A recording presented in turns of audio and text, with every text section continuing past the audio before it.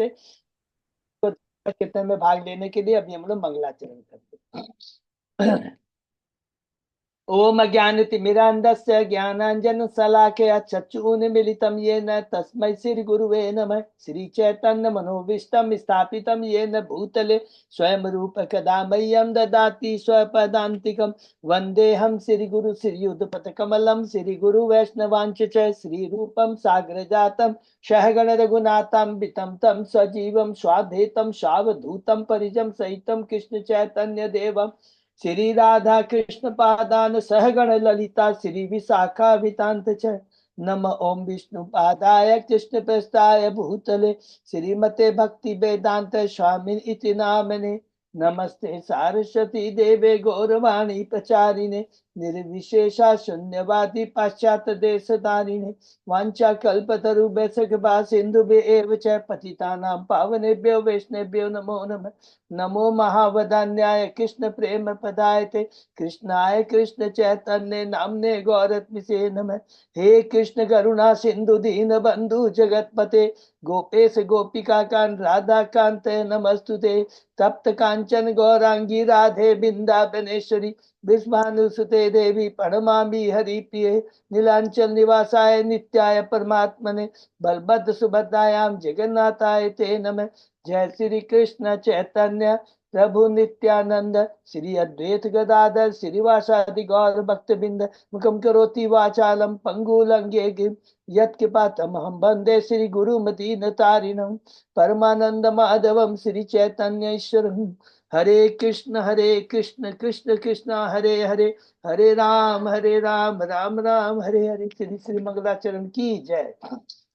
शिला प्रभुपाद की जय। हरे कृष्णा। आज की इस भागवतम चर्चा में सभी भक्तों का हार्दिक स्वागत है। सभी भक्तों के चरणों में मेरा सादर दंडवत प्रणाम है। राधा माधव राधा गोविंद गुरु आचार्य परम वैष्णव परम भागवत की असीम कृपा से हम सब भक्त लोग मिल करके श्रीमद् भागवतम के ऊपर चर्चा कर रहे हैं।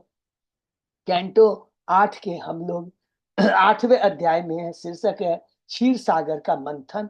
उसके पहले 7 अध्याय समाप्त के शुरू दोहराते हैं। कैंटो 8 है, पूरे मनुओं के बारे में मनवंतर विषय है। इसके अंदर में सुखदेव गोस्वामी जी से परिचय में प्रश्न करते हैं, मुझे सारे मनुओं के बारे में, जो पास्ट में जो मनु है, वर्तमान के जो मनु है और भविष्य में जो आने वाले मनु, सबके बारे में बताइए। तब उत्तर में परीक्षित महाराज जी कहते हैं कि मैंने सबसे पहले, मनु कौन है? स्वयंभू मनु है, जिनके संतान के बारे में डिटेल में वर्णन किया। अंतिम समय में वो अपनी पत्नी शत्रुपा को लेकर करके जंगल में जाते हैं, भगवान की तपस्या करते हैं और उसके बाद में समाधि को प्राप्त होते हैं।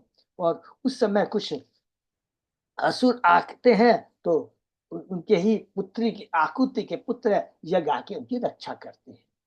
दूसरे मनु है स्वरोचिषो, तीसरे मनु है उत्तम, चौथा है तामस। तो जैसे तामस का सुखदेव गोस्वामी बताते हैं कि उसके काल में गजेंद्र मोक्ष लीला हुई, तो परीक्षित महाराज उनसे कहते हैं हमें गजेंद्र मोक्ष लीला के बारे में बताइए।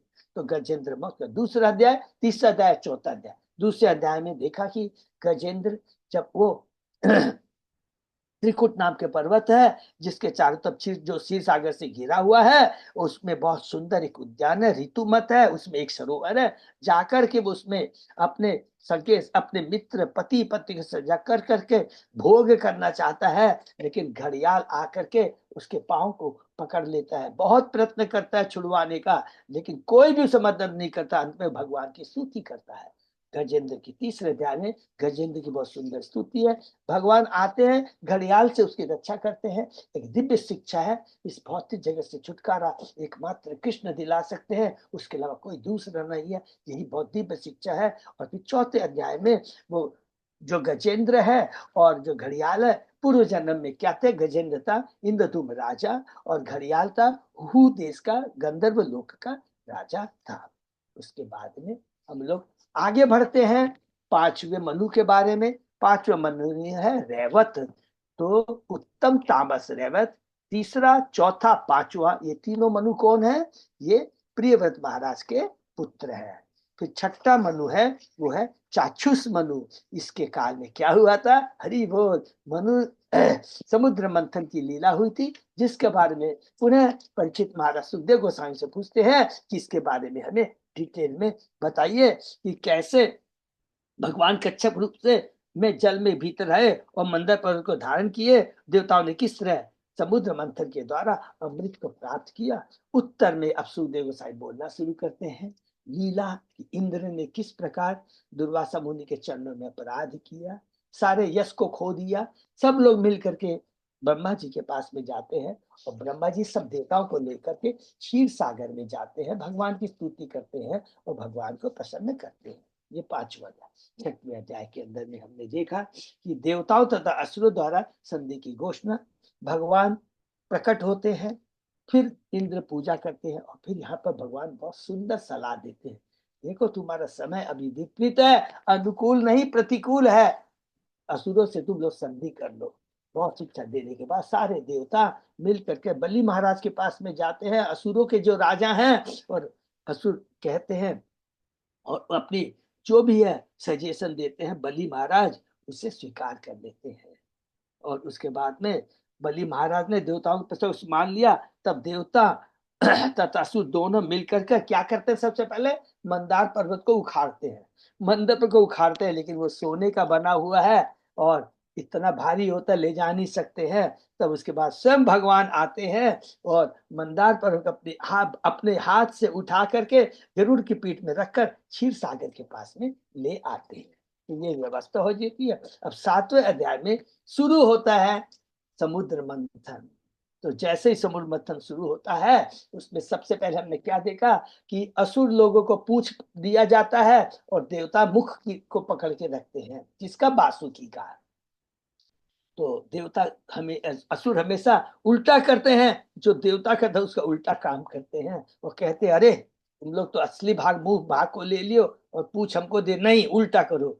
भगवान अजीत देवताओं को पहले ही बता चुके थे, जैसा सुर बोले वैसा करना, कोई ऑब्जेक्शन मत करना। और देखिए ये होता है गुरु, सच्चा गुरु का गाइडेंस मिलने से लाभ ही लाभ होता है। भगवान रूपी गुरु अजीत भगवान यहाँ पर सलाह देते हैं, उसको देवता समझदार हैं।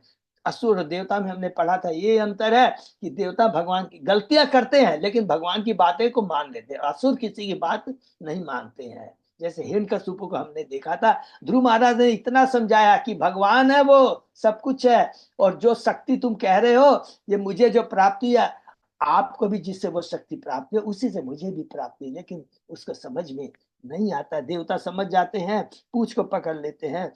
समुद्र मंथन शुरू होता है। बीच में हमने बीच में ये भी पढ़ा कि किस प्रकार जब मंदार पर्वत हिलना डुलना शुरू हो गया, तब भगवान कच्छप का अवतार के रूप में आके थे, अपनी पीठ पर हरि बोल अपनी पीठ पर उसको संभाल लेते हैं। इतना ही नहीं, ऊपर से जो चोटी रहती पर्वत वो भी हिलती रहती है, अजीब वहां पर असंख्य भुजाओं से आते ऊपर की चोटी, तो नीचे से कच्छप रूप में आते हैं और ऊपर से पर्वत की चोटी को पकड़ लेते हैं। समुद्र मंथन शुरू होता है और समुद्र मंथन में सर्वप्रथम क्या निकलता है, विष निकलता है। सब लोग घबरा जाते हैं, सब लोग भगवान अजीत से ही सब देवता किसके पास जाते हैं, भगवान शिव के पास में जाते हैं और शिव जी को प्रार्थना करते हैं। उसके बाद में हमने पढ़ा कि शिव जी की प्रार्थना जब सुनते हैं तो उसके बाद में वो भवानी से कहते हैं, पार्वती से कहते हैं, हे भवानी सारे जीव शिव सागर के मंथन से उत्पन्न विष के कारण भारी संकट में पड़े हैं। जब कोई अन्यों के लिए उपकार करता है, देखिए शिव जी कितनी बड़ी बात कहते हैं, तो भगवान अत्यधिक प्रकट होते हैं। अतएव मैं उस विष को पीने जा रहा हूँ। माता भवानी ने ऐसा करने की अनुमति दे दी।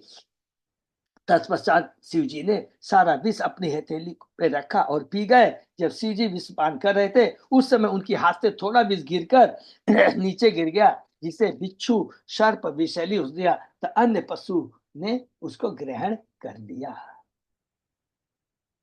8वें अध्याय में प्रवेश करते हैं। आगे शीर्षक है क्षीर सागर का मंथन।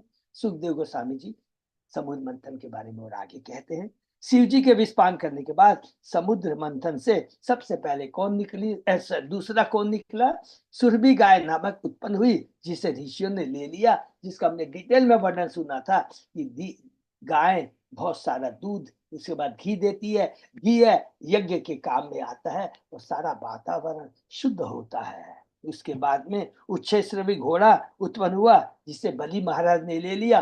देवता ने ऑब्जेक्शन नहीं किया, फिर कंडीशन नहीं थी कि जो देव असुर मांगे तुरंत दे देना, देवताओं को याद था। और उसके बाद में कौस्तुक मणि तथा पद्मनि और कौस्तुक मणि किसने लिया? भगवान विष्णु ने लेकर अपने वक्ष स्थल में उसे सुशोभित किया। उसके बाद में परिजात वृक्ष लिखा, परिजात वृक्ष वो कहा ले जाया गया? स्वर्ग में ले जाया गया। उसके बाद अप्सराएं निकली और उसके बाद में हमने पढ़ा कि देवी रमा लक्ष्मी जी प्रकट हुई है, जो सदैव भगवान को समर्पित रहती है, प्रकट होती है। और उसके बाद हमने पढ़ा किस प्रकार रमा सुशोभित होकर के वो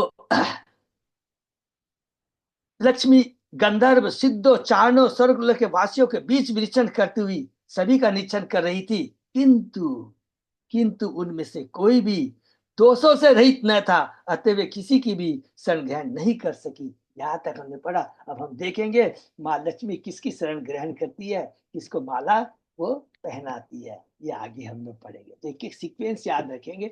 20 से लेकर अभी तक हम लोग कहाँ पहुंचे हैं कि रमा लक्ष्मी जी का प्राकट्य होता, उसके आगे हम लोग पढ़ेंगे। ओम नमो भगवते वासुदेवाय, ओम नमो भगवते वासुदेवाय, ओम नमो भगवते वासुदेवाय।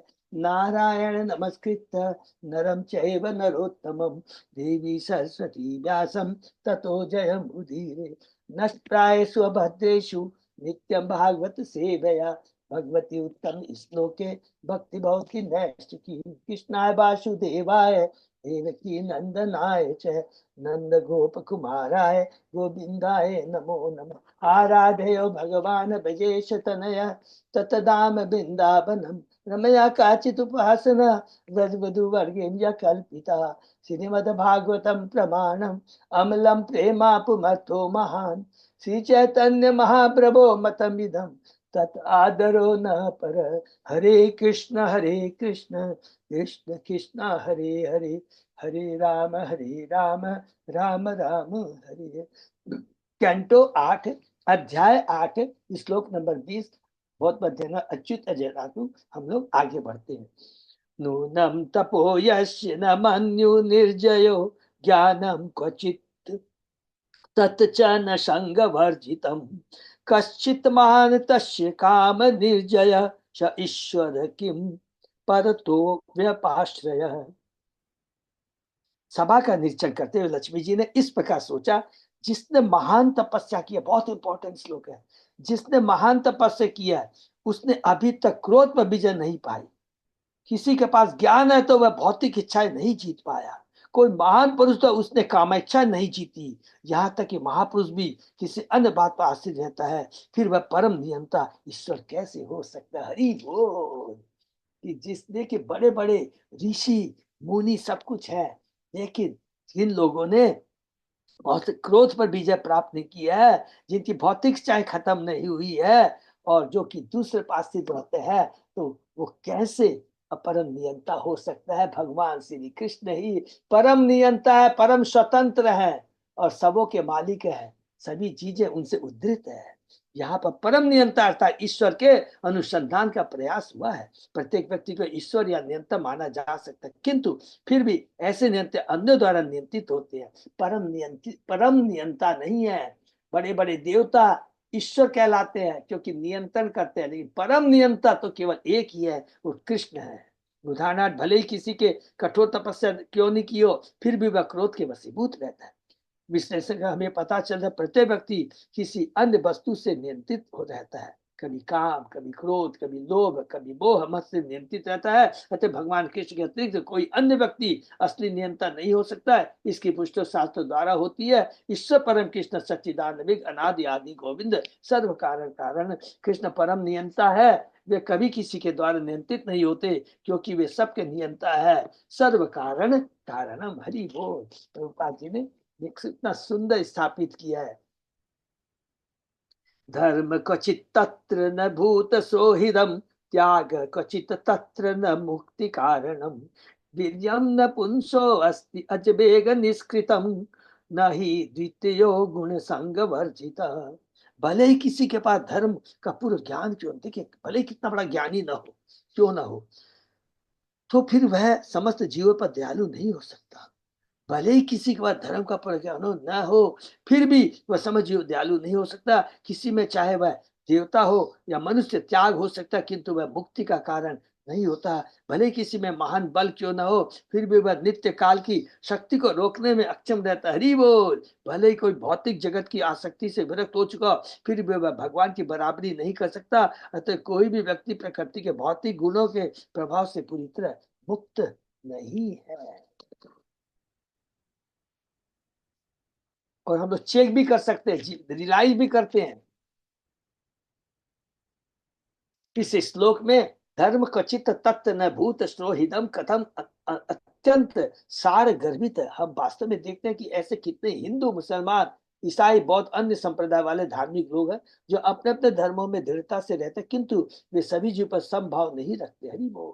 निसंदेह वे अपने को धार्मिक तो कहते हैं, किंतु बेचारे पशुओं का वध करते रहते हैं। ऐसा धर्म निरर्थक होता है। श्रीमद् भागवतम का कथम है, धर्म स्वनिष्ठता पुंसाम विवक्षेन कथासु यह न उप उत्पादये यदि रति श्रम ही केवलम। कोई अपने संप्रदाय के धार्मिक सिद्धांतों का पालन में कितना ही पटु क्यों ना हो, किंतु यदि उसमें भगवान से प्रेम करने की प्रवृत्ति नहीं पाई जाती, तो उसके द्वारा धार्मिक सिद्धांतों का पालन समय का अपव्यय मात्र है। मनुष्य को वासुदेव से प्रेम करने की भावना विकसित करनी चाहिए। वासुदेव शर्मति से महात्मा सुदुर्लभ है। भक्त का लक्षण यही है कि वह हरेक का मित्र होता है। सुहृदम सर्वभूतानां। भक्त धर्म के नाम पर बेचारे पशुओं का वध नहीं होने देगा। बनावटी धार्मिक पुरुष तथा भगवत के बीच यही अंतर होता है। बनावटी धार्मिक खाली दिखावे का कि मैं भक्त हूँ, लेकिन जो भक्त के जो लक्षण होते हैं उसमें नहीं है। और भक्त के लक्षण के बारे में भगवान ने गीता में बहुत डिटेल में बताया है, भागवतम में बताया है। हम देखते हैं कि इतिहास में अनेक वीर पुरुष उत्पन्न हुए, किंतु वे भी क्रूर काल के हाथ से बच नहीं पाए, चाहे कितना ही शक्तिशाली हो। हिरण्यकशिपु बहुत उज्ज्वलंत उदाहरण है।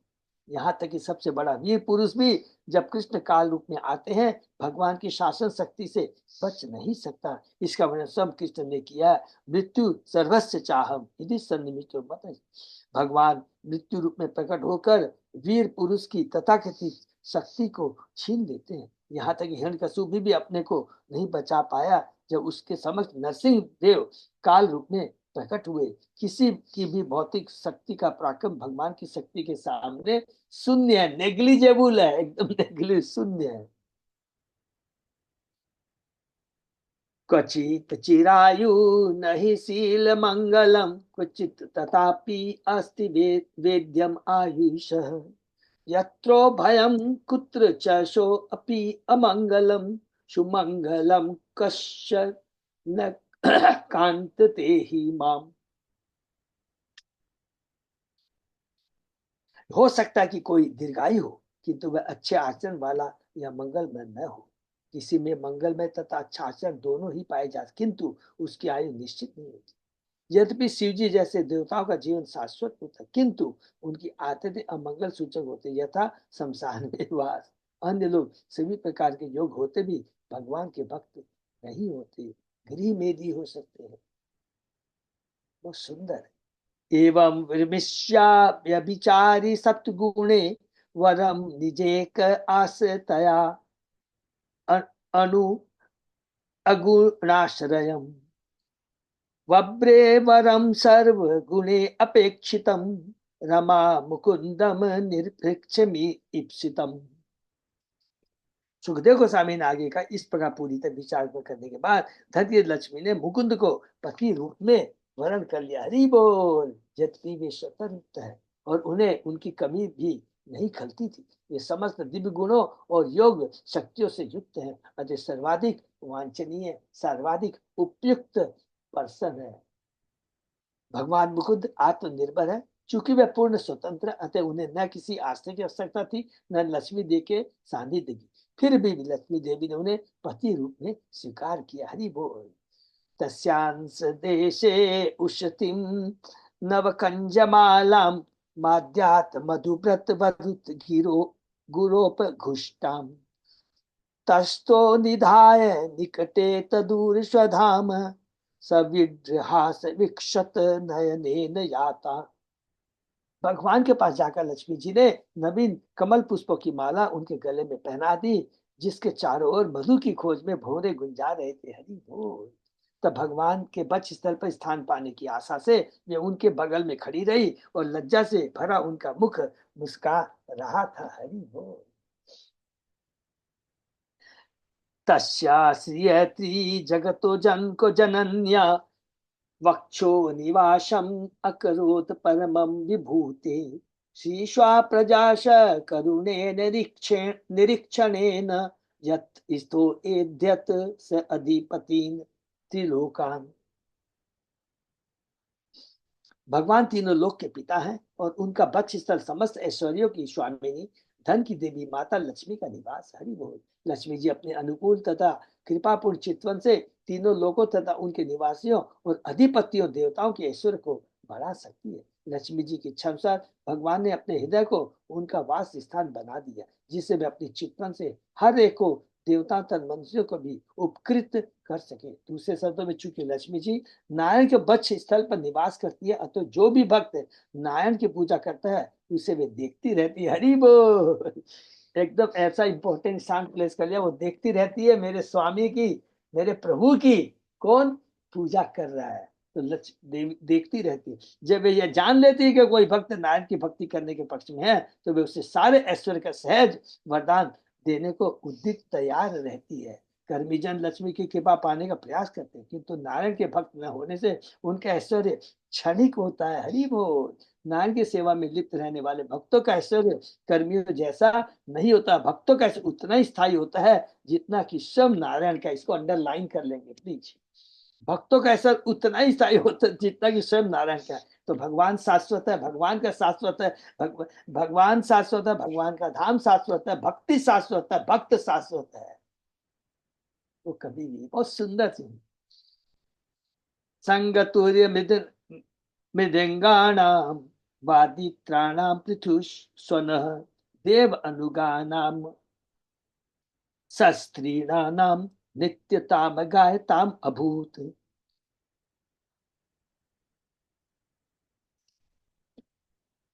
तब गंधर्व तथा चांद लोके के निवासी ने अपने अपने वाद्य मंत्र यथा शंख तुरी तथा ढोल बजाए वे अपने अपनी पत्नियों के साथ नाचने गाने लगे। हरि बोल। ब्रह्मरुद अंगिरो मुख्या सर्वे विश्व सृजो विभुम इडिरे अवितथे मंत्रे तत्लिंगे पुष्प वर्षिण। ब्रह्मा जी, शिव जी, अंगिरा मुनि तथा विश्व व्यवस्था के ऐसे ही निर्देशकों ने फूल बरसाए और भगवान की दिव्य महिमा के सूचक मंत्रों का उच्चारण किया। त्रियावलोकिता देवा स प्रजापते प्रजा शिला शिलादि गुण संपन्ना लेभिरे निर्वृतिम पराम। सभी प्रजापतियों तथा उनकी प्रजा से ही सारे देवता लक्ष्मी की चितवन से धन्य होकर तुरंत ही अच्छे आसन तथा दिव्य गुणों से संपन्न हो गए। हरि बोल। इस तरह वे अत्यधिक संतुष्ट हो गए। देखिए भगवान के शुद्ध भक्त को देखते ही तुरंत उनके आचरणों में गुणों में संपन्नता आ जाती है। हरि बोल। निःसत्त्वलोलुपा राजन् निरुद्योगा गतत्रपा यदा चोपेक्षिता लक्ष्म्या बभुः दैत्य दानवा।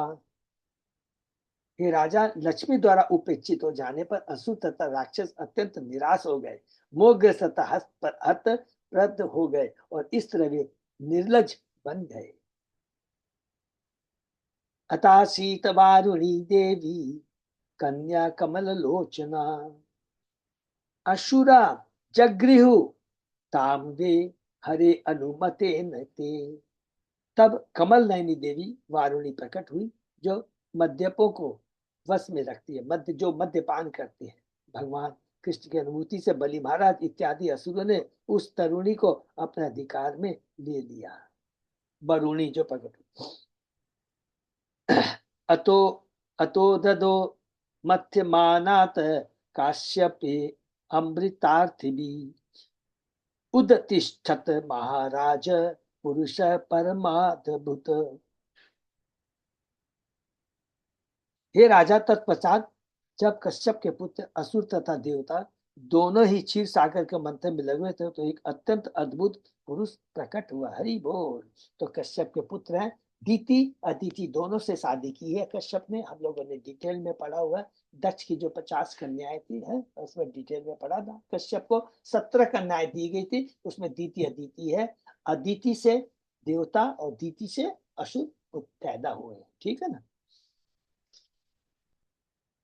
दीर्घ पीवर्धो दंड कंबो गृणे क्षमम श्यामल तरुण सग्रवी सर्व आभरम भूषित।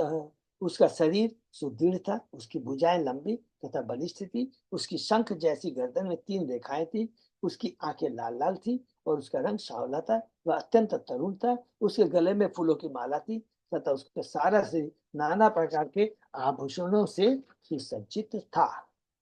पीतवासा महोरस्क सुमृष्टमणि कुंडल स्निग्ध कुंचित केशांत सुभग सिन विक्रम अमृता आपूर्ण कलसम विव्रत विव्रत बलय भूषित। वह पीले वस्त्र पहने था और उसके कानों में मोतियों के बने पालिशदार कुंडल थे। उसके बालों से सिरे तेल से चुपड़े थे और उसका वक्ष स्थल अत्यंत चौड़ा था। उसका शरीर अत्यंत सुसंगठित तथा सिंध के समान बलवान था। उसने बाजूबंद पहन रखे थे। उसके हाथ में अमृत से पूर्ण कलश था। सबको समझ में आ गया। हरि बोल।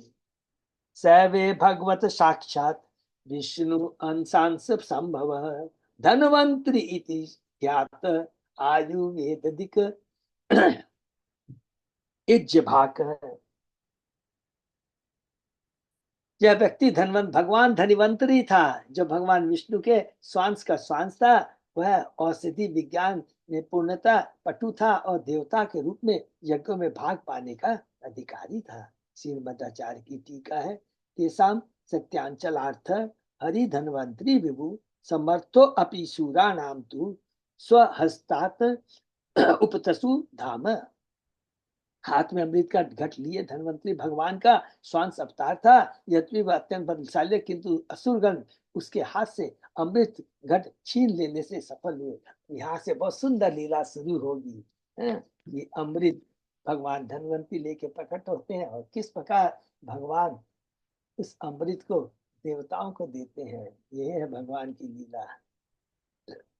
तमालोक्य असुरा सर्वे कलसम च अमृत आभृतम लिपशंत सर्व वस्तुनि कलसम तर साहरम। धनवंतरी को अमृत पात्र लिए हुए देखकर असुर ने पात्र तथा उसके भीतर जो कुछ था उसे चाहने के कारण तुरंत उसे बलपूर्वक छीन लिया। निर्माने असुरे तस्मिन कल से अमृत भाजने विषन्न मनुष्यो देवा हरि शरण माययु। जब अमृत का पात्र असुर द्वारा छीन लिया गया तो देवतागण अत्यंत खिन्न हो गए। उन्होंने जाकर भगवान हरि के चरण कमलों की शरण की। देखिए यही पर चीज है कि देवता है, भगवान ने जो आदेश दिया उसको पालन किया था। कोई भी छीना झपटी मत करना, कोई काम नहीं करना। जब असुरों ने ले लिया तो देवता भी देखिए है, तो कि वो लोग भी थोड़ा भौतिकता से, उनको भी अमर होना है। तो जा करके, लेकिन जाते किसके पास है? भगवान के पास जाते। ये बहुत इंपॉर्टेंट है। जब भी देवताओं को प्रॉब्लम होती है वो हमेशा भगवान के पास जरूर जाते हैं। ये बहुत इंपॉर्टेंट चीज है। इति तत्देत्यम आलोक्य भगवान भृत काम कृत मां खिद्यत मिथो अर्थ वह साध ये स्वमाया। अपने भक्तों की मनोकामना को सदा पूरा करने की इच्छा रखने वाले भगवान ने जब यह देखा कि देवतागण खिन्न है, उदास है, तो उन्होंने उनसे कहा दुखी मत हो, हरि बोल। मैं अपनी शक्ति से असुरों में झगड़ा कराकर उन्हें मोहग्रस्त कर लूंगा। इस पर अमृत प्राप्त करने की तुम लोगों की इच्छा मैं पूरी कर दूंगा। देखिए भगवान कितना एश्योरेंस देते हैं। इससे बड़ा एश्योरेंस यदि हम कष्ट में, दुख में, जो भी इच्छा है, तो हमें किसके पास जाना चाहिए? भगवान के पास जाना चाहिए। क्योंकि भगवान गारंटी से बोल सकते हैं और इस ब्रह्मांड में कोई ऐसा नहीं बोल सकता है, गारंटी से नहीं बोल सकता है कि हमारी इच्छा पूरी कर देगा। क्योंकि वो खुद ही असुरक्षित रहता है। जो खुद असुरक्षित रहता है दूसरों को कैसे सुरक्षा प्रदान कर सकता है, एकमात्र कृष्ण कर सकते हैं। मित कली अभूत तेषाम तत्तर्ते तर्स चेत शाम, अहम पूर्वम न त्वम न त्वमी त्वमी त्वमिति प्रभु। हे राजा, तब असुरों के बीच झगड़ा छिड़ गया कि कौन सबसे पहले अमृत ले। देखिए असुर प्रवृत्ति, पहले तो मिलकर छीना, लेकिन आपस में भी इनमें अंडरस्टैंडिंग नहीं है, ये होती है असुर प्रवृत्ति, इसको कहते हैं। कौन सबसे पहले अमृत ले, उनमें से हर एक यही कहने लगा, तुम पहले नहीं पी सकते, मुझे सबसे पहले पीना चाहिए, तुम नहीं, पहले मैं। ये असुरों का लक्षण है।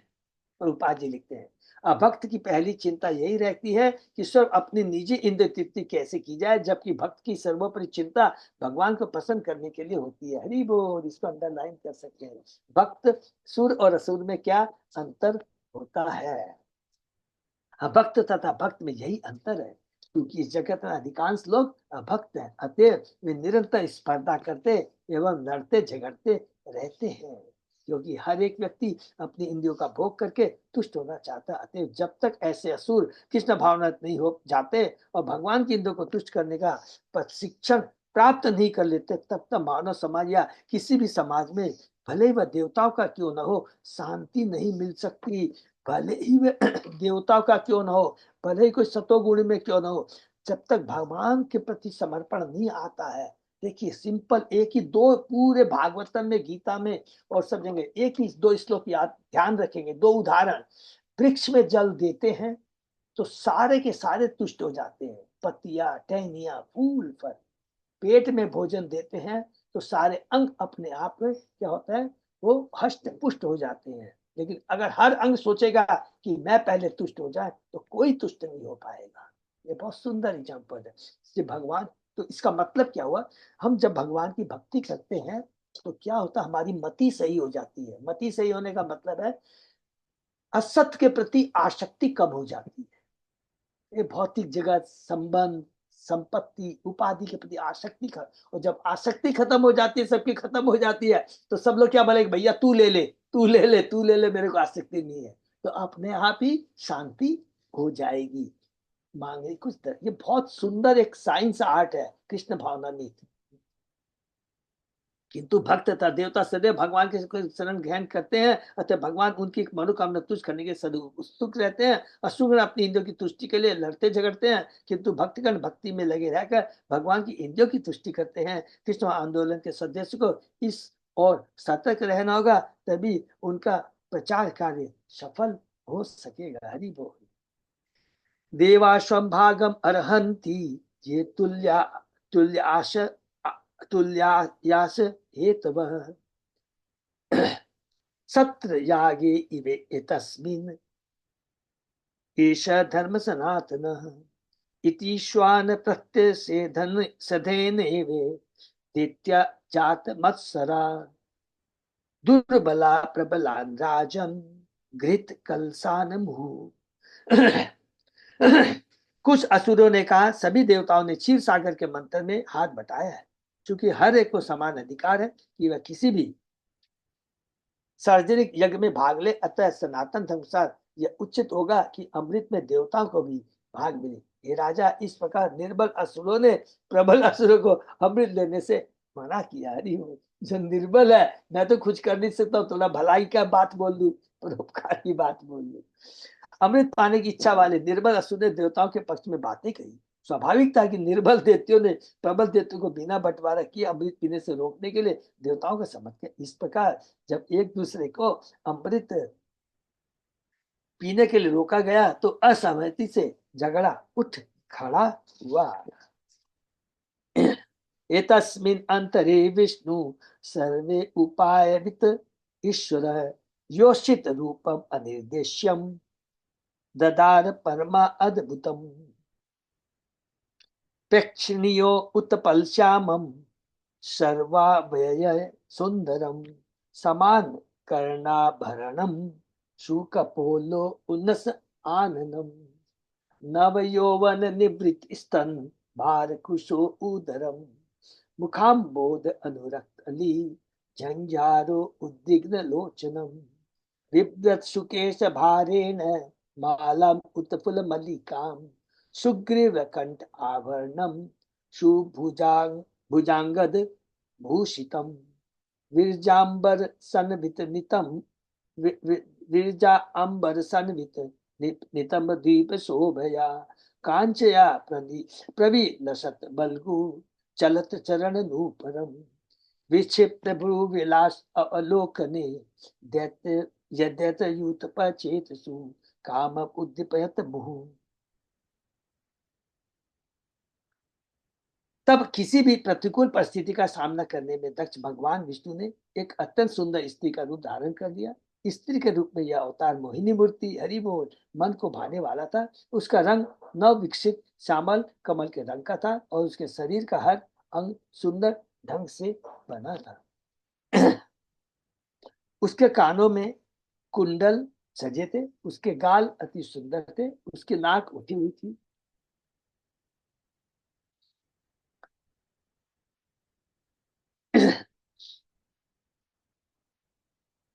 उसका रंग नव निश्चित श्यामल रंग के समान और उसके शरीर का रंग हर सुंदर ढंग से बना। उसके कानों में कुंडल सजे थे, उसके गाल अति सुंदर थे, उसकी नाक उठी थी और उसका मुखमंडल युवावस्था की कांति से युक्त था। उसके बड़े बड़े स्तनों के कारण उसकी कमर अत्यंत पतली लगती थी। उसका मुख तथा शरीर की सुगंधि से आकर्षित भौरे उसके चारों ओर गुनगुना रहे थे और उसकी आंखें चंचल थी। उसके बाल अत्यंत सुंदर थे और उन पर मल्लिका के फूलों की माला पड़ी थी। उसकी आकर्षक गदन हार तथा अन्य आभूषण सुशोभित थी। उसकी बाहों में बाजूबंद सुशोभित हो रहे थे। उसका शरीर स्वच्छ साड़ी से ढका था और उसके स्तन सुंदरता के सागर में द्वीपों की तरह प्रतीत हो रहे थे। उसके पांवों में पायल शोभा दे रहे थे। जब वह लज्जा से हंसती और असुरों पर बाकी चितवन फेरती तो उसकी भौहों के हिलने से सारे असुर कामेच्छा से पूरित हो उठे और उनमें से हरेक उसे अपना बनाने की इच्छा करने लगे। असुरों में काम भावना जगाने के लिए भगवान ने सुंदर स्त्री का जो रूप धारण किया, उसकी सुंदरता का यह पूर्ण विवरण किया गया है। इस पर से भागवत के अष्टम स्कंद अंतर्गत क्षीर सागर का मंथन शीर्षक 8वें अध्याय का भक्ति वेदांत तात्पर्य पूर्ण हुआ। तो अब हम लोग आगे बढ़ते हैं। अब भगवान का मोहिनी रूप, तो अब भगवान अमृत धनवंतरी अमृत कलश लेके आ गए हैं। असुर ने उन्हें छीन लिया है। देवता भगवान के पास जाते हैं, भगवान बोलते घबराओ मत। और भगवान फिर क्या करते हैं, मोहिनी रूप अवतार लेते हैं और उसके आगे क्या होता है अध्याय 9 में हम प्रवेश करते हैं। मोहिनी मूर्ति के रूप में भगवान का अवतार इस अध्याय में बताया गया कि किस प्रकार सारे असुर मोहिनी के सौंदर्य से मोहित होकर उसे अमृत पात्र देने के लिए राजी हो गए, जिनसे बड़ी चातुर से देवताओं को वह पात्र दे दिया। जब असुरों को अमृत पात्र मिल गया तो उनके समक्ष एक अद्वितीय सुंदर सुंदरी प्रकट हुई। सारे असुर इस तरुणी के सौंदर्य से मोहित हो गए और उस पर आसक्त हो गए। चूंकि असुर अमृत पाने के लिए आपस में लड़ रहे थे, अतः उन्होंने अपने झगड़े को निपटाने के लिए इस सुंदरी को मध्यस्थ चुना। उनकी इस दुर्बलता का लाभ उठाते हुए भगवान के अवतार मोहिनी ने असुरों से यह वचन ले लिया कि वह जो भी फैसला करेगी उससे असुर विचलित नहीं होंगे। हरि बोल, ये बहुत इंपॉर्टेंट है। जब असुरों ने यह वचन दे दिया तो सुंदर स्त्री मोहिनी मूर्ति ने असुर देवताओं को अलग अलग पंक्तियों में बैठा दिया, जिससे वह अमृत वितरण कर सके। वह जानती थी कि असुर अमृत पान करने के योग्य नहीं है, अतः उन्होंने धोखा देकर उसने सारा अमृत देवताओं में बांट दिया। जब असुरों ने मोहिनी मूर्ति का यह छल देखा तो वे मौन बने रहे। किंतु उनमें से राहु नामक एक असुर ने देवता का वेश धारण कर लिया और वह जाकर देवताओं की पंक्ति में बैठ गया। वह सूर्य तथा चंद्रमा के निकट बैठा था। जब भगवान ने जान लिया कि राहु किस तरह धोखा दे रहा है तो उन्होंने तुरंत ही उसका सिर काट लिया। किंतु राहु ने पहले ही अमृत चख लिया था, अतः सिर काटे जाने के बावजूद भी वह जीवित रहा। जब देवतागण अमृत पी चुके तो भगवान ने पुनः अपना पूर्व रूप धारण कर लिया। सुखदेव गोस्वामी इस अध्याय की समाप्ति इस वर्णन के साथ करते हैं कि भगवान के पवित्र नामों उनकी लीलाओं तथा समान के रूप जप में कितनी शक्ति होती है। हरि बोल। श्रीकवाच ते अन्योन्यत आसुरा पात्रम हरंत त्यक्त सोहिदा क्षिपंतु दस्यु धर्माण आयांति ददृशु स्त्रियम। सुखदेव गोस्वामी ने कहा तत्पश्चात असुर एक दूसरे के शत्रु बन गए। उन्होंने अमृत पात को फेंकते और छीनते हुए अपना मैत्री संबंध तोड़ दिया। इसी बीच उन्होंने देखा कि एक अत्यंत सुंदर तरुणी उनकी ओर आ रही है। अहो रूप महो धाम अहो अश्य नवम वय इति ते ताम अभिद्रुत्य प्रप्रक्षु जात हित सया। उस सुंदरी को देखा सूर्य ने कहा, ओह उसका सौंदर्य कितना आश्चर्यजनक है, इसके शरीर की कांति कितनी अद्भुत है और इसकी तरुणावस्था का सौंदर्य कितना उत्कृष्ट है। इस तरह कहते हुए वे उसका भोग करने की कामना से पूरित होकर तेजी से उसके पास पहुंच गए और उससे तरह तरह के प्रश्न पूछने लगे। का त्वम कंज पलाक्षी कुतो वाकी किम चिकीर्षसि कश्यासि वद वामोरु मथक मथन्तीव मनांसी मनांसी न मतंतीव मनांसी न।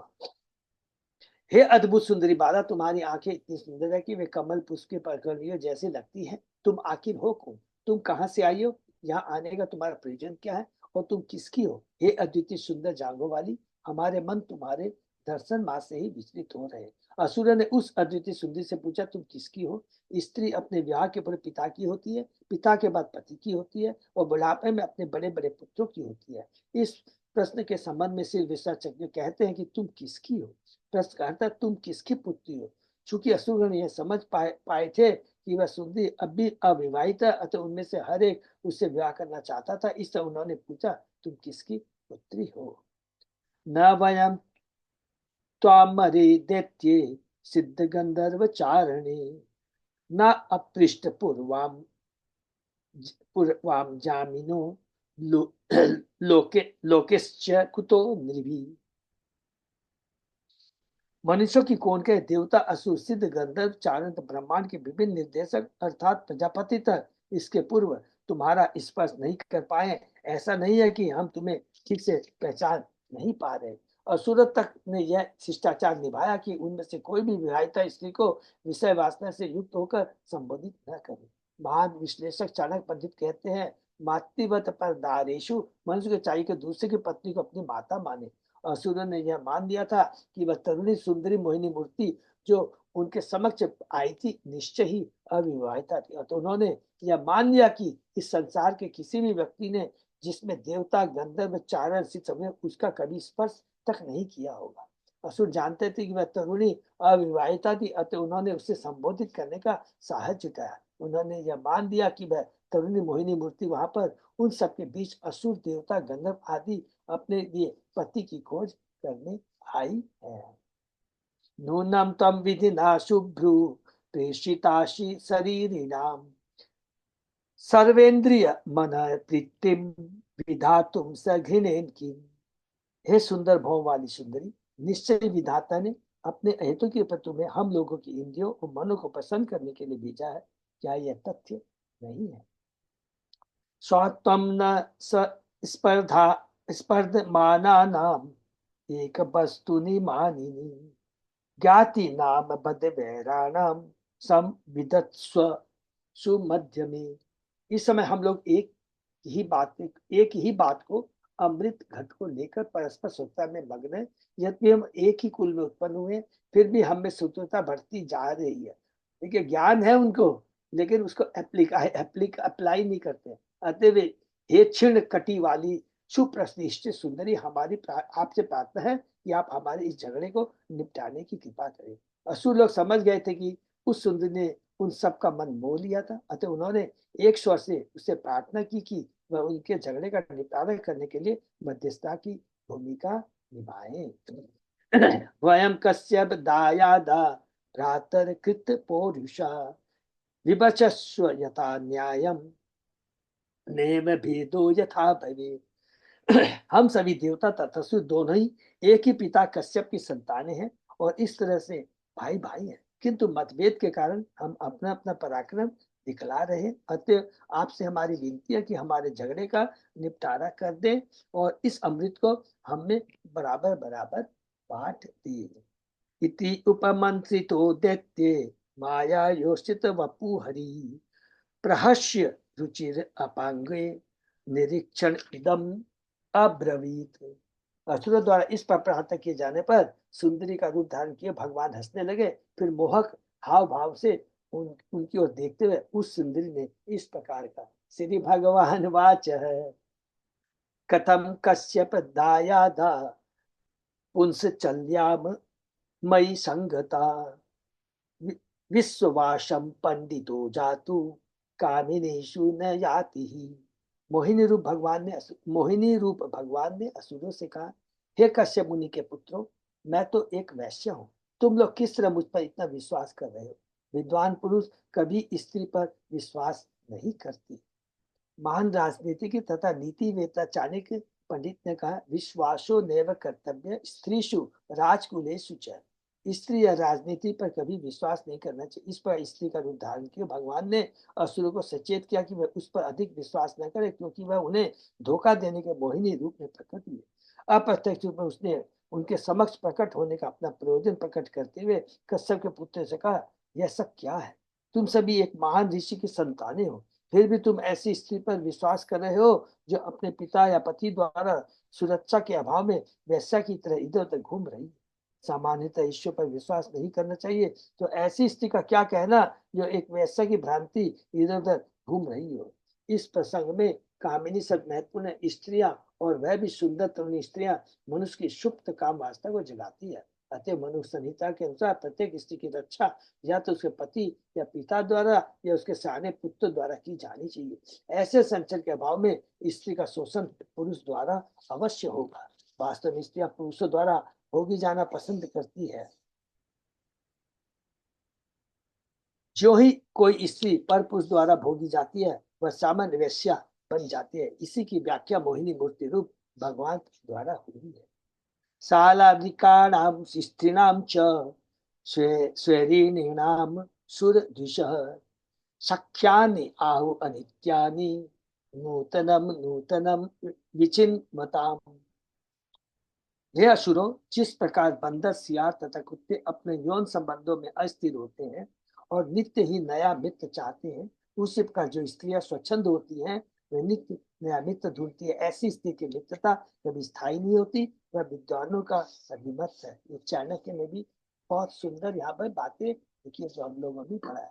श्री शुकवाच इति ते स्वेलिते तस्या आश्वस्त मनसो असुरा जहसु भाव गंभीरम ददु च अमृत भाजनम। सुखदेव गोस्वामी ने आगे का, मोहिनी मूर्ति के परिहासपूर्ण शब्द सुनकर सारे असुर अत्यधिक आश्वस्त हुए। वे गंभीर रूप से हंस पड़े और अंत उन्होंने वह अमृत घट उसके हाथों में थमा दिया। मोहिनी का रूप धारण किए हुए भगवान कोई हंसी मजाक नहीं कर रहे थे, हरि बोल, पर गंभीर बातें कर रहे थे, सत्यत्व को जाहिर कर रहे थे, बहुत बड़ी दिव्य शिक्षा प्रदान कर रहे थे। लेकिन असुर मोहिनी मूर्ति के शारीरिक अंगों पर मोहित होने कर उनकी बातों को हंसी समझ रहे थे और उन्होंने आश्वस्त होकर उस अमृत पात्र को मोहिनी के हाथों में सौंप दिया। इससे मोहिनी मूर्ति भगवान बुद्ध के समान है, जो सम्मोहाय सुरद्विषाम अर्थात असुरों को धोखा देने के लिए प्रकट हुई थी। मूल द्विषाम शब्द उनका सूचक है जो देवताओं या भक्तों से द्वेष करते। कभी कभी भगवान का अवतार नास्तिकों को धोखा देता है। इस पर हम देखते हैं कि यदि मोहिनी मूर्ति असुरों से वास्तव बता दे, किंतु वे उसके वचनों को ठिठोली मजाक समझ रहे थे। निसंदेह वे मोहिनी मूर्ति की निष्कपटता के प्रति इतने आश्वस्त थे कि उन्होंने तुरंत ही अमृत पात्र उसको सौंप दिया, मानो वे उसे यह छूट दे रहे हो कि वह इस अमृत का चाहे जो करे, चाहे बांट दे, चाहे फेंक दे, या उनके दिए बिना स्वयं ही पी ले। ततो गृहीत्वा अमृत ततो गृहीत्वा अमृत भाजनम हरि वभास ईशत स्मित शोभया गिरा। यदि अभ्युपेतम क्वच साधु असाधु वा कृतम मया वो भिजते सुधामि माम। तत्पात अमृत घट को अपने हाथ में लेकर भगवान थोड़ा मुस्कुराए और फिर आकर्षक शब्दों में बोले। उस मोहिनी मूर्ति ने कहा, मेरे प्रिय असुरों, मैं जो कुछ भी करूं, चाहे वह खरा हो या खोटा, यदि तुम मुझसे स्वीकार करो तब मैं इस अमृत को तुम लोगों में बांटने का उत्तरदायित्व ले सकती हूँ। भगवान किसी के आदेश के बंदे नहीं है। वे जो कुछ करते हैं वह परम है। निसंदेह असुर भगवान की माया से मोहग्रस्त हो गए थे। अतः मोहिनी मूर्ति ने उन्हें उनसे वचन ले लिया कि वह जो कुछ भी करेगी उन्हें मान्य होगा। इति अभिव्याहितं तस्या आकर्ण्य असुर पुंग गवा अप्रमाण विदय तस्या तथ तथा इति अनवन्मसत। असुरों के प्रधान निर्णय लेने में अधिक पटु नहीं थे, अतः मोहिनी मूर्ति के मधुर वचन उन्होंने तुरंत हामी भर ली और कहा, हाँ, आपने जो कहा है वह बिल्कुल ठीक है। इस तरह असुर उसका निर्णय स्वीकार करने के लिए राजी हो गए। अतो अतो पुष्य कृत स्नान भूत्वा च हविषा अनलम दत्त्वा गो विप्रभूतेभ्य कृत स्वसस्तयनाधिजो यतोपजोषम वाशांसी परिधातानि ते पूषेषु प्राविशन् सर्वे प्राक अग्रेषु अभिभूषिता। तब असुर तथा देवताओं ने उपवास किया। स्नान करने के बाद अग्नि में घी की आहुति डाली और गायों, ब्राह्मणों तथा समाज के अन्य वर्णों, क्षत्रियों व शूद्रों को उनकी पात्रता दान दिया। दोनों असुर और देवताओं ने। तत्पश्चात असुर तथा देवों ने ब्राह्मणों के निर्देशानुसार अनुष्ठान संपन्न किए। तब उन्होंने अपनी रुचि के साथ नए वस्त्र धारण किए, आभूषण अपने अपने शरीर को अलंकृत किया और पूर्वाभिमुख होकर वे पूर्व की तरफ मुख कर करके कुशानों पर बैठ गए। विदुर का आदेश है किसी भी अनुष्ठान के पूर्व गंगा, यमुना या समुद्र में स्नान करके शुद्ध हुआ जाए, तब उसे अनुष्ठान करना चाहिए और अग्नि में घी की आहुति देनी चाहिए। इस श्लोक में परिधाय आहतानी शब्द विशेष महत्व के। सन्यासी अनुष्ठान करने वाले व्यक्ति को सुई से सिले कपड़े पहनना वर्जित है। ये बहुत इंपॉर्टेंट है। प्राक मुखेषु उपविष्टेषु सूरेषु दितिजेषु च धूमा मोदित शालायाम जुष्टायां माल्यदीपके तस्यां नरेन्द्र कर्बोरु उसत दुकुल सोणी तटालस गति मद विहंगलक्षी साजु साजु साकूजति कनक नुपुर सिंजितेन कुंभस्तनी कलश पानी अथा विशेष। हे राजा, जो ही देवता तथा असुर पूर्वाभिमुख होकर उस सभा मंडप में बैठ गए जो फूल माला बत्तियों से सजाया गया था और धूप के धुएं से सुसज्जित हो गया था, उसी समय अत्यंत सुंदर साड़ी पहने पायलों की झंकार करती उस स्त्री ने अत्यंत गुरु स्तंभों के कारण मंद गति से चलते हुए उस सभा मंडप में प्रवेश किया। उसकी आंखें युवावस्था के पद से भयंकर थी, उसके स्तन जल से पूर्ण घटों के समान थे, उसकी जांघें हाथी की सूंड की समता करने वाली थी और वह अपने हाथ में अमृत पात्र लिए हुई थी।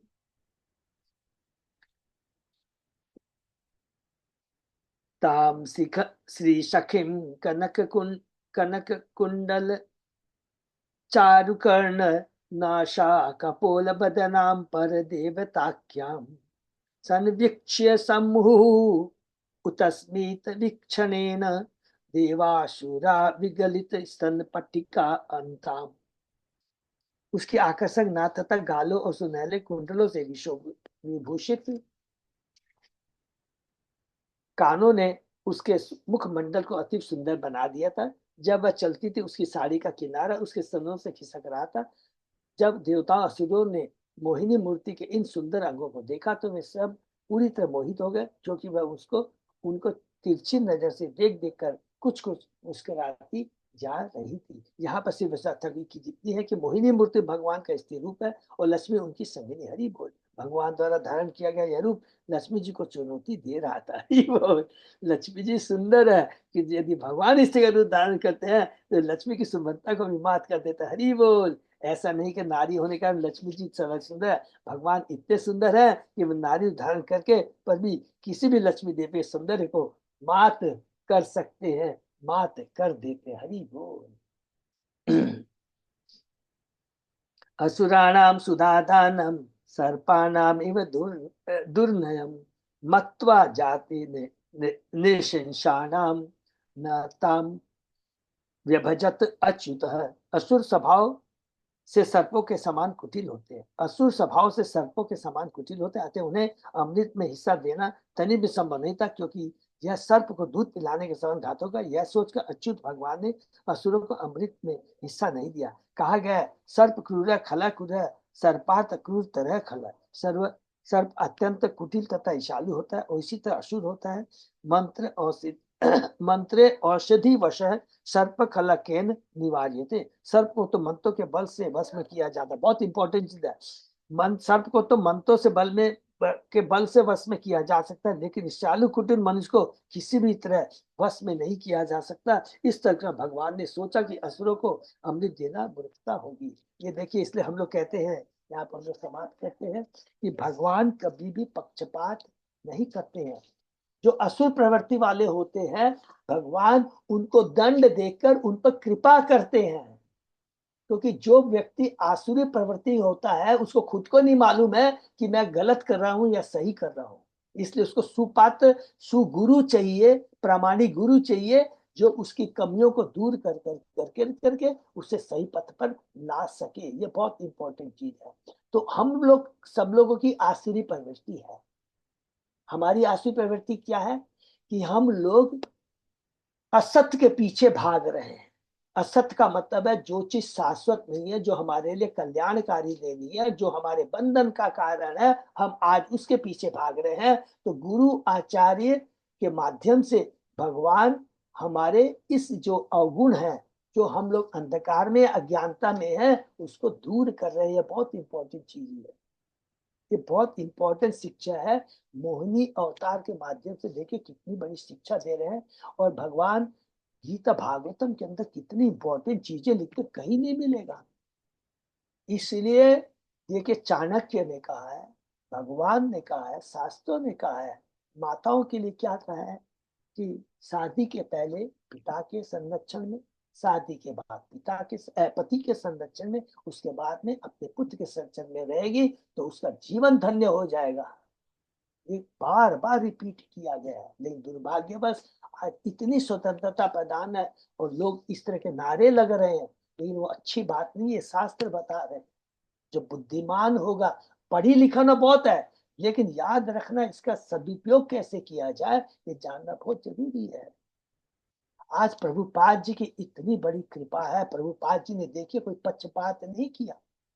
प्रभुपाद जी ने माता हो या प्रभु लोग हो, उनको दिव्य ज्ञान प्रदान किया।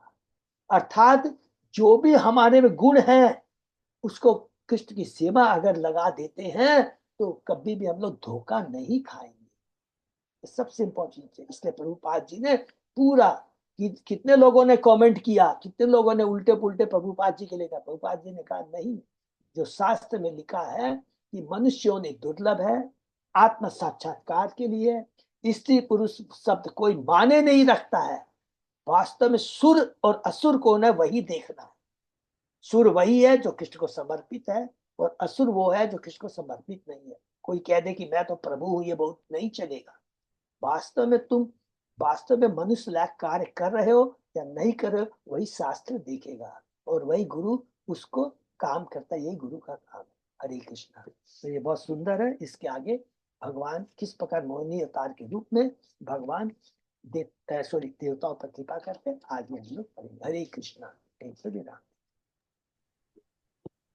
किसी का कोई प्रश्न? बहुत ही सुंदर है। हर जगह भगवान का देखिए, इसलिए ये भागवतम है जो इतनी सुंदर शिक्षा देता है। कोई पक्षपात नहीं है, जो सत्य है सत्य को प्रतिपादित करता है। अगर हम उसको फॉलो करते हैं तो हमारा जीवन धन्य हो जाएगा। एक ही चीज है खाली, भगवान की भक्ति करना, अपने शाश्वत पिता माता की बात को सुनना। माने भगवान ने जो वेद लिख दिए हैं और उन वेदों की वाणी को जो प्रामाणिक गुरु आचार्य बताते, केवल उसको फॉलो करना। उसके बाद हमको कोई दरकार नहीं है, कोई योग्यता की दरकार नहीं है, कोई क्वालिफिकेशन दरकार नहीं है, सुंदरता की दरकार नहीं है, कोई उपाधि की दरकार नहीं है, कुछ भी दरकार नहीं है। केवल एक प्रामाणिक गुरु को फॉलो करने की दरकार है, तो हमारा जीवन धन्य। हरि बोल। हरे कृष्णा प्रभु जी। हाँ माता जी। आज ये बात बहुत अच्छी लगी, बुद्ध से जो कंपेयर किया गया है मोहिनी का, हाँ कि नास्तिकों को धोखा देने के लिए कभी हाँ कभी हाँ। भगवान इस तरह यस, के कि उपाय शास्त्रों को करते मत हैं। फॉलो करो, शास्त्रों को मत हाँ, फॉलो करो, सब शास्त्र तो नहीं बेकार तो है। हमेशा से ये कंफ्यूजन रहता है, कितना भी सुन लिए तो भी कंफ्यूजन रहता था कि नहीं, बुद्ध का क्यों नहीं उनको हम भगवान के रूप में हाँ, पूजा करते हैं। क्या कहते हैं अभी माता जी, देख लीजिए इस चीज का एकदम पूरा माने क्लियर हो गया। ये भी हो गया। और माता जी दूसरा, उसको भी दूसरा, ये जब आपने बात बताई तो दूसरा शंकराचार्य, जो भगवान शिव शंकराचार्य रूप में आप में मायावादी को जो बारे में कहते हैं, ये सब नास्तिकों के लिए है, मूर्खों के लिए है। और शंकर भगवान का ये बहुत बड़ा रोल है। पूरा आप देखेंगे पूरी भागवतम में भगवान शिव परम वैष्णव है, वही भगवान के रूप में आकर के बहुत मदद करते हैं। आप देखते हैं ना, भूतनाथ में जाके देखिए, सब जो गंजेड़ी रहते हैं तो भगवान उनका चोटा पकड़ के रहते हैं कि तुम लोग मेरे पास में रहो, जैसे कि भक्तों को डिस्टर्ब नहीं करो। ये सारा काम शंकर भगवान करते हैं। और हाँ, वो लोग बहुत मस्त हो जाते हैं, क्या पागल है, ओ हो मेरा बॉस गांजा पी रहा, ये पी रहा, शमशान में रहे तो हम भी करेंगे। उनको मूर्खों को मालूम नहीं है कि गांजा तुम पी लोग पी के कांवड़ ले लेके और जाते चढ़ा हैं। चढ़ा के आते हैं जल। तो ये शास्त्र पढ़ने से समझ में आ जाएगा कि भगवान इसलिए इनका चोटा पकड़ के रहते हैं, जैसे भक्तों को डिस्टर्ब ये लोग जाके ना करें। हरी बोल। वहां पर सब लोग पशुओं का वध करे थे, भगवान बुद्ध ने कहा, अरे शास्त्र की बात छोड़ो सर, अहिंसा परमो धर्म है। हर जगह भगवान का एक पीछे पूरा वो दिव्य तत्व संदेश ज्ञान रहता है, ठीक है ना। ये शास्त्रीय में बताते हैं। सबसे बड़ी है ये, जब तक प्रभुपाद जी के तात्पर्य नहीं होते थे माता जी, हम लोग के माथों में ही नहीं घुसता। खाली श्लोक पढ़ के हम अपना अर्थ लगाना शुरू कर देते। तो प्रभुपाद जी ने अलर्ट किया, देखो इसका मतलब ये है, इसी को फॉलो करना, अपने मन से कोई भी अर्थ मत लगाना। इतनी बड़ी कृपा प्रभुपाद जी की है, समझे ना। तो हमेशा सुबह उठ के तो सबसे पहले प्रभुपाद जी को याद करना चाहिए। इसीलिए हम लोग सबसे पहले कौन सी वंदना करते हैं, भगवान से पहले गुरु की वंदना करते हैं, संसार दारा। याद रखेंगे, गुरु वंदना, गुरु के चरणों में जाना, समझ लो सबसे बड़ा हमारा जीवन के कल्याण के लिए आवश्यक है। ठीक है, हरे कृष्णा। सादर प्रणाम प्रभु जी।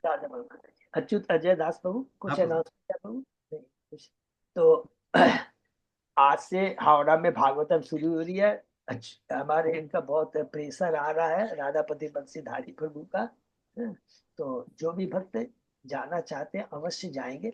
और हमारा रविवार का प्रोग्राम फाइनल हो गया है, हरी सबको बोल। मालूम है। ठीक है, श्याम बैंक्वेट, जहाँ लास्ट में हमारा महामिलन हुआ।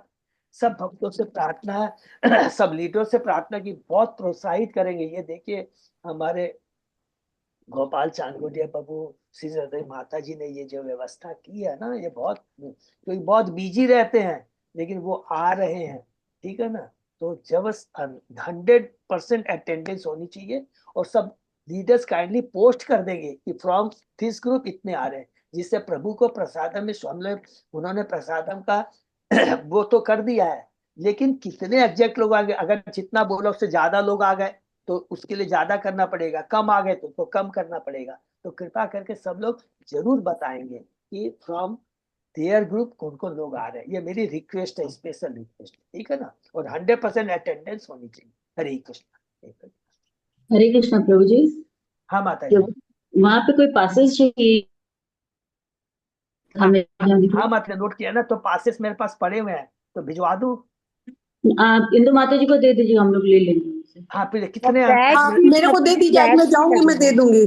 ठीक है, कितने चाहिए पासेस थोड़ा बता देंगे प्लीज, श्री संगीता राधा देवी दासी माता जी। 400 दे दीजिए, एक बार कोई भी मेरे संग जाए ना ठीक है, तो गाड़ी मैं में। 5 आपको दे देता हूँ, अगर एक्स्ट्रा हो तो आप रख लीजिएगा, है ना?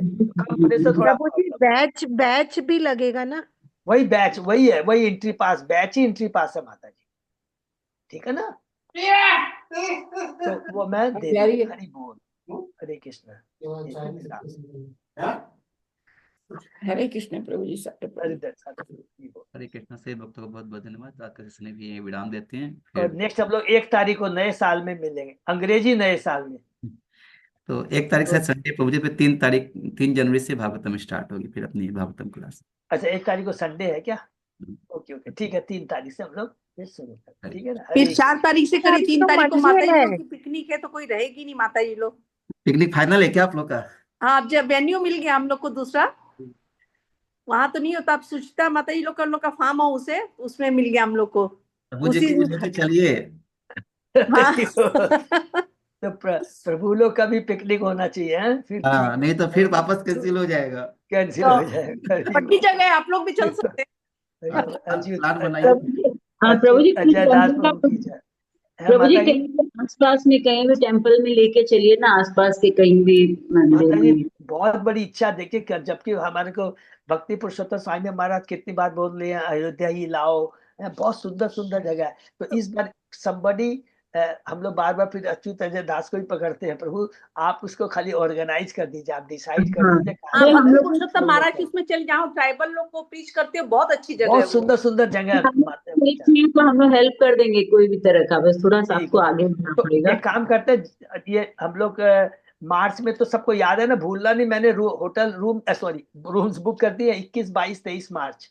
वो ये भी ठीक है, एक लिस्ट है। जनवरी में एक प्रोग्राम करना पड़ेगा कहीं तो का भी। हाँ, जनवरी में होगा तो जनवरी एक में प्रोग्राम कर लेंगे। भक्ति ठीक है, पुरुषोत्तम महाराज की कर लीजिए, बहुत अच्छी जगह है। उनसे बात करके कर लेते हैं। उसमें हाँ। राधापति बंसीधारी प्रभु को पकड़ते हैं। हाँ, हम्म, वो थोड़ा सा अच्छा क्योंकि भक्ति पुरुषोत्तम स्वामी में राधापति बंसीधारी प्रभु से रेगुलर टच में रहते हैं। तो ठीक है बात कर ना, लेंगे, अभी तो जाना होगा ही, तो आजकल में बस समझ तो के। उनको भी हाँ। पकड़ के ले चलेंगे, कोई बात नहीं, राधापति बंसीधारी प्रभु। ठीक है ना। ठीक ठीक। हरे कृष्ण। हरे कृष्णा। ये पे विराम।